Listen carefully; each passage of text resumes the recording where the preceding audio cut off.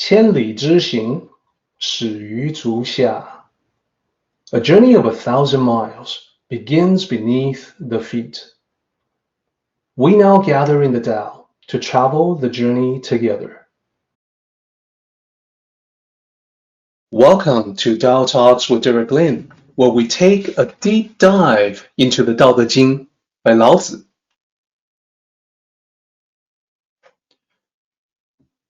Here we are once again, everybody. I want to invite everyone to center yourself, to gain that Tao state of mind in participation for this process, where your energy together with everybody else will make this a special occasion.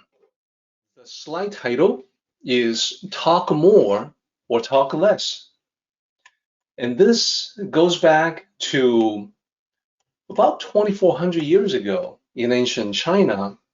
There was a student who was hard at work studying the Tao teachings in regards to being quiet and speaking up.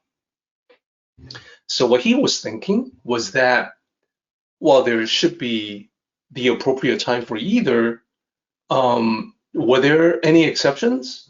And what he wanted to know was, could there be a time when it is actually a good thing to speak a lot?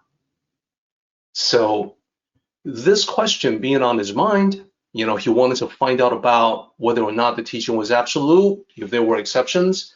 So he went to his teacher. His teacher was Mencius, who was one of the many Tao sages who expanded upon Tao philosophy at the time of the Warring States, Mencius. So the student asked, Master, can there be any advantages in speaking a lot? Are there situations where that can be advantageous? Mencius, the sage, replied. He said, I'll explain it to you this way. Think about it this way. Consider the frogs in the pond. They croak constantly. At night, they continue croaking all night long. It seems like they never stop croaking. So tell me, who listens to the frogs?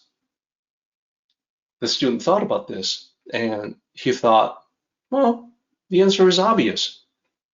He said, Master, no one listens to the frogs. So Mencius nodded at this and said, well, that's right. The talkative people of the world are just like the frogs in a pond. They can croak all day long, all night long. They can croak until they are exhausted. And still, no one will pay a lot of attention to them. Then he said, on the other hand, think about the rooster. Think about how the rooster in the morning, how he comes out to greet the sunrise, how the rooster crows so loudly with his morning call. Now tell me, who listens to him? Now the student understood where the master was going with this. He said, everyone, master, all of us, we all get up in the morning when we hear the call of the rooster. So Mencius said, now you can see the difference. Talking too much all the time produces little to no effect, like the frogs. But if you sound off at the right time with exactly what is needed and no more, now that will be effective and advantageous to answer your question directly. So in life, we should find the right moment to say the right things rather than to talk meaningless drivel all the time. Be the rooster, not the frog. So that is the story about the frogs and the rooster. I call it talk more or talk less. And let me speak to the sage a little bit, because Mozi is not one of those names that is well known in the West.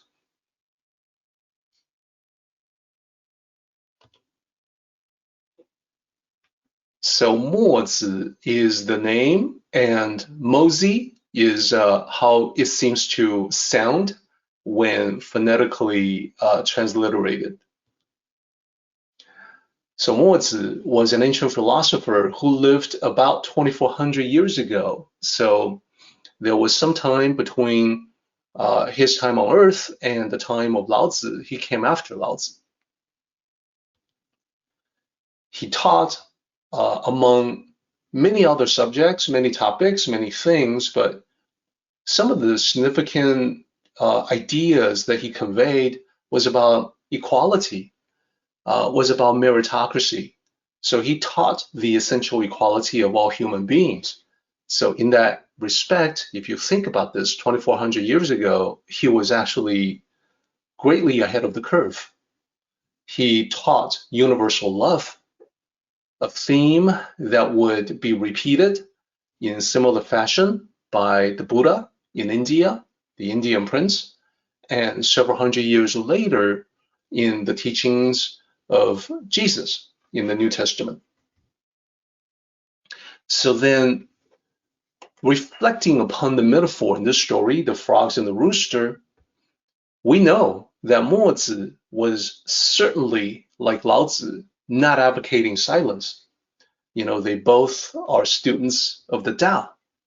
Rather, what they're both saying, especially Mozi with this story, what he's saying is that you want to speak up appropriately and effectively.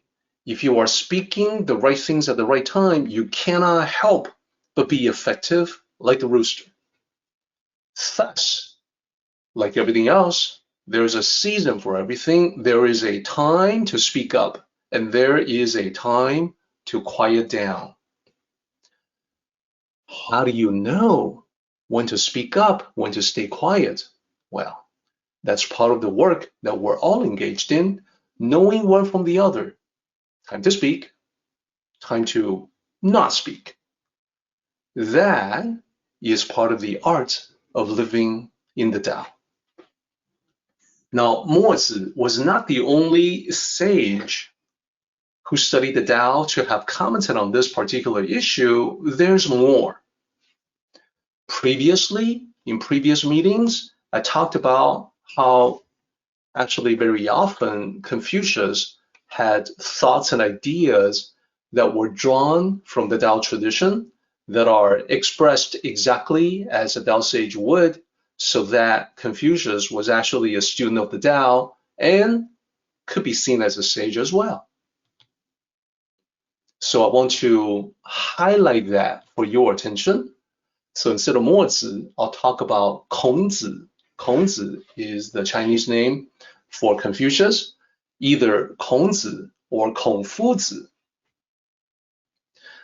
So he expressed about this particular topic as well. He expressed the following thoughts, and this gets into longer passages from the Annotated. So I'm just going to go straight to the translation, so you get the meaning, you get the gist of it, and not be lost in the character by character translations. So here's what he said.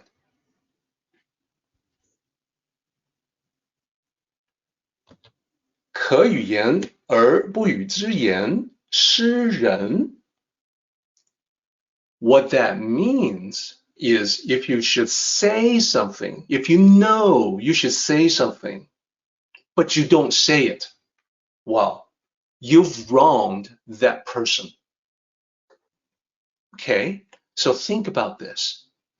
When you are with someone that you care about, a friend, family member, and you know that there's something they really ought to be aware of.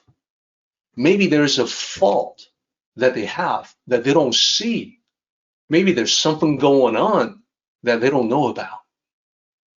Well, you have this moral obligation to tell your friends the truth. You should not be glossing over or skipping over the details. You have to be honest. You have to tell the truth, the whole truth. No half measures, nothing misleading. You have to be forthright, transparent. So that's one part of it. Then Kongzi says, 不可与言而与之言，失言. This is the flip side, everybody. If you should not say something but say it, you've spoken wrongly. This could be something that you say that is offensive to somebody else, or this could be something that is disingenuous, inauthentic, not true. You should not say it, but then you say it. Well, you've spoken wrongly.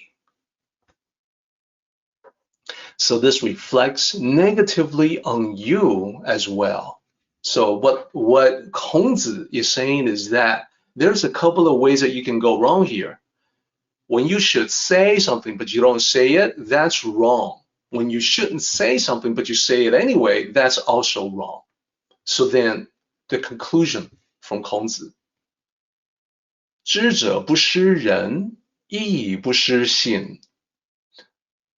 亦不失言, pardon me, 知者不失人, 亦不失言.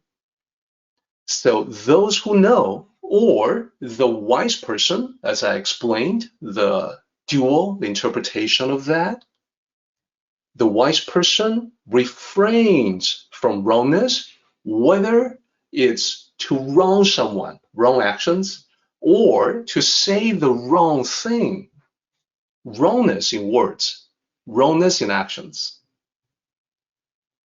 And this corresponds to what we're talking about. Those who know do not talk. Those who talk do not know.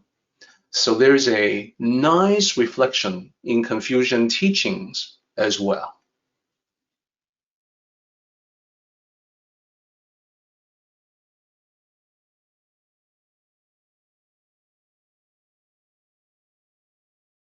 Our meeting has come to an end, but the journey continues on. Let us all travel safely so we can meet again. Until next time, may the Tao fill you with peace and happiness.